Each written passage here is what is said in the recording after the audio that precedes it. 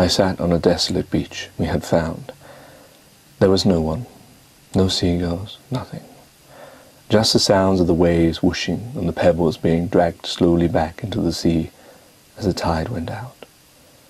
Jenny swam the ocean blue, and I just stared at as the waves came in and out. Another ever-constant in a world that had lost its meaning. Or had it? To the world, this was back to normal. Maybe its time with humanity was the odd bit.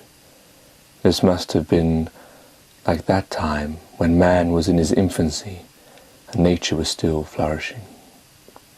The skies above were dark and blue.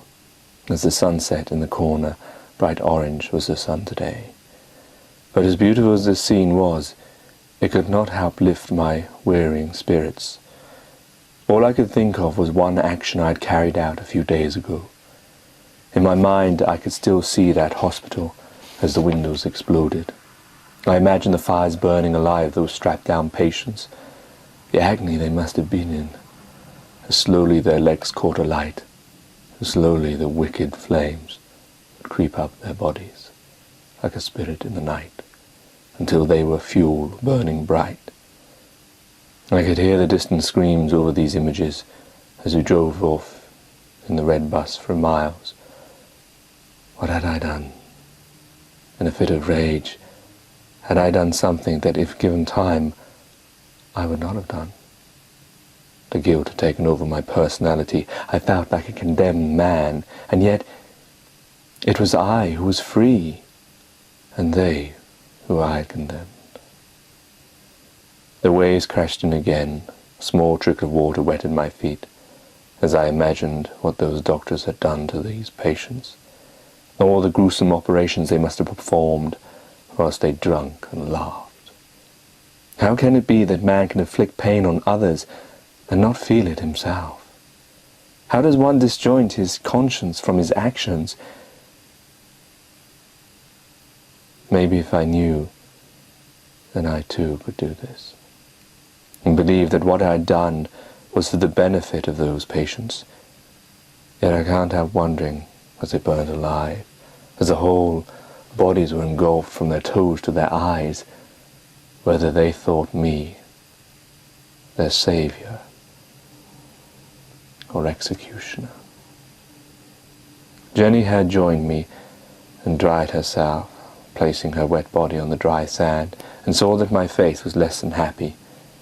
She tried to lighten the situation by her jokes, but my heart was too low to be lightened, however much I tried to show enthusiasm. She asked me what's wrong. At first I did not answer, but then I thought, what was the point of keeping it in? So I explained the situation. She knew it anyway, and tried to reassure me, but in her eyes I felt too that she had thought what I'd done was wrong. Even when she drove the bus as the glass shattered, in her eyes, when first mine caught hers, I saw a change, a look of almost horror mixed with shock. She tried to move the conversation onwards and began talking about where we were going to eat today. She said she had seen a restaurant not too far down the beach, which she said might be nice. I agreed, but what we would find there would be another thing. As time was playing a big part in our survival, the food we found was almost always off, save that found in tins or in refrigeration. Soon we would have no more on from this city, which seemed to have taken longer than necessary, but once out of the city, we would be safe. As we strolled down the edge of the beach, the stars lighting our way, Jenny talked about her daughter, how much she enjoyed playing with her, how she missed her and wanted to put flowers on her lonely grave. As she spoke, I went off into a dreamlike state. I thought of how we had once had so much, however insignificant it felt. We had life all around us, able to do so much, and now it had all been taken away. Every dream or desire gone. All we had now was survival. To live another day, unsure really of what we were living for. Whether life would ever be the same again. It made me think how much man is very selfish of all that he has been given, all too often ready to verbally throw it all away as if it were nothing, and yet it is indeed the most precious gift. But you only see it when it's gone. I told Jenny of my past, how I'd become a tramp, how that once I had lived like her, like an ordinary person. Then I went to work, had a wife, but she was killed, murdered. It was a Tuesday, and I was unusually late from work. I opened the front door, and already in my mouth what I was going to say to her. I was going to moan, as I found myself doing so much. Something she had said to me the night before, but before I was able to, I saw in the dark light of the room her body lying on the floor, a table fallen, covering her face. I could see the blood. I rushed over to her, instinct, nothing more, for she must have been dead for some while. I slipped on the bed, picked up the table, and there was her once beautiful face. I could have died there and then, if it was my choice. But my body took what it saw, but my heart never did. Her face was battered, broken. I could see her nose bone sticking through, her tongue was slit. At first I thought by a knife, but it was wedged between her teeth. Her face and her eyes especially looked straight towards me with extreme pain. Oh dear God, her face, it was so painful. Whatever was done to her, she bared it till she died.